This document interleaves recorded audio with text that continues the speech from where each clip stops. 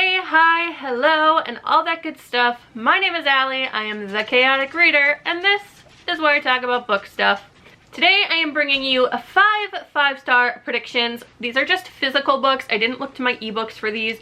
I pulled 5 books off of my TBR shelves that I think are going to be 5 stars that I would like to get to soon, and we will go ahead and see if these are going to be 5 stars for me. I will do a wrap-up of these predictions once I read all of them. Let's just go ahead and get into them. I don't really think there's much more to say about the video. The first book I'm thinking is going to be a 5-star read for me is Nevermore, The Trials of Morgan Crow by Jessica Townsend. I've basically only heard good things about this. I don't think I've really heard anyone talk about it who didn't love it. I know Gavin loves it, Becca loves it, Jade loves it. I've heard other booktubers talk about it who love it. So just the fact that there's that much good hype around it makes me think that I'll really like it because I've been really interested in it anyway. This follows Morgan Crow, who is a cursed child, and she is cursed to die at midnight on her 11th birthday. But then someone called Jupiter North swoops in, takes her away to this magical society that she then has to compete for a place in.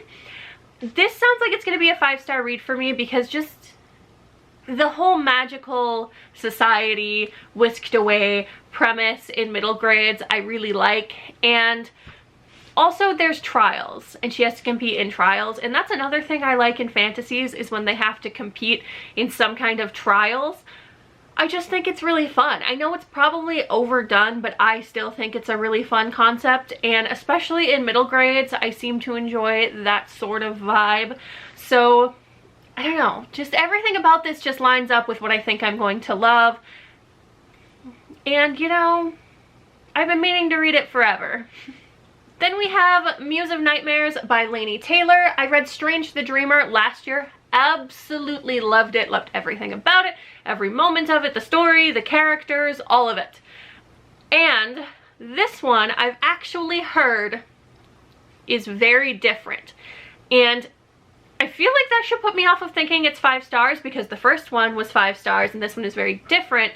So am I going to love this one as much? But the reason I've heard it's different is I've heard it's very dark. It kind of takes a turn from Strange the Dreamer is written like a dream. Muse of Nightmares is written like a nightmare. And I am here for that. That is exactly what I want.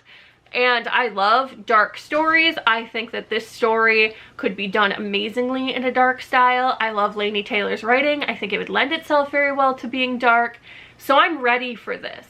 I'm ready for it to possibly break me. I'm ready to be very upset while reading this, and I think it's going to be 5 stars. Strange the Dreamer, the first one, if you did not know, follows Laszlo Strange, and he is obsessed with this mythical city of Weep. And everyone thinks that Weep doesn't exist, and it's called Weep because no one can remember what the actual name of this place is. Suddenly, people from Weep show up and take a bunch of people back to Weep to try to kind of solve what's going on there, and Laszlo gets chosen to go along, and from there lots of different things happen. I don't want to say more because I can't remember what would be spoilery at this point, but it's so good. And Laini Taylor has such lyrical writing. I haven't read her other trilogy yet, and that one I do own the first of. That is not on this list because I'm not sure if that one's going to be 5 stars for me or not, but this one I would be surprised, very surprised if this one is not 5 stars. So later me, if this is not 5 stars, you have every right to be angry. This one I'm a little more unsure of, but that is Middle Game by Seanan McGuire. I feel like this is going to be a 5-star read for me, but it's also an intimidating read for me. It's why, even though I think it's going to be 5 stars, it's sat on my shelves for a while and been on a couple TBRs that I haven't picked it up yet. It's very dense, and I think I've read the beginning of it, and I do like the writing style. I like Seanan McGuire's writing style in general, even though the Wayward Children series isn't one of my favorite series just because they're so short. I don't know. I don't know why I think this is going to be 5 stars. I mean, I love the cover. I was intrigued with it the minute I heard about it. I've heard people like it, but I've heard people also not like it. But I think I'm gonna love it because it sounds weird and surreal and out there, which are all things I love in a story. And just, let me just tell you what this is about. This is about two twins who are supposed to represent two different sides of this doctrine. One kind of like more mathematical, the other one more language, artistic, I think. And they have like this kind of telepathic communication with each other, but they're raised away from each other. And then if they're brought together, something godlike power, something, I don't know. And I don't need to. I just feel like I'm really going to love this. But I'm also not as sure about this one as I am about the other ones on this list. I just really feel like this could be 5 stars for me though, and I need to get to it. Let me know what you thought of this one. I know it's kind of a split opinion book. People seem to either love it or hate it. So let me know what you thought about it and if you think it'd be a 5-star read for me. Next up, I've got Red Rising by Pierce Brown. This I actually did not think was going to be a 5-star for me for a while. I just picked it up on a whim at a thrift store, but it's actually Erin from Booked and Busy who has changed my mind and made me think that I would love this. She just raved about it so much. She read the series so quickly. She seemed to love every minute of the entire thing. And it got me really, really hyped for it. And then I've heard some more people talking about it since then. And now I just think it's going to be a 5-star read. I just feel like it's going to be so much better than what I was originally thinking it was going to be. What I know about this one is it's kind of a sci-fi dystopian. I think it takes place on Mars. And there's these reds, and I think the other group is golds. There's different colors of people, and it's a caste system. And the reds are having some kind of revolution in this one. I don't really know exactly much more plot-wise than that, but I don't know. I just get good feelings from this even though I didn't before. It might just be that I got really caught on a hype train with this one, with people talking about it lately, but I'm excited to get into this even though I originally didn't think I was gonna love it. Now I think it's just gonna be one of the best things I've ever read, and I'm gonna have to read the whole series in one go. I don't know, I'm just ready for it now. Lastly, I have Get a Life, Chloe Brown by Talia Hibbert. This is another one I've had for a little while, but I just think it's gonna be a 5-star romance, and one of the reasons I've been putting it off is I want to read it when I'm really in the mood for a romance, because I think I'm going to love it so much that I just am waiting for the perfect moment to pick this one up when I'm just really feeling it. This one follows Chloe Brown, and she is chronically ill, which is part of the reason I think it's going to be 5 stars.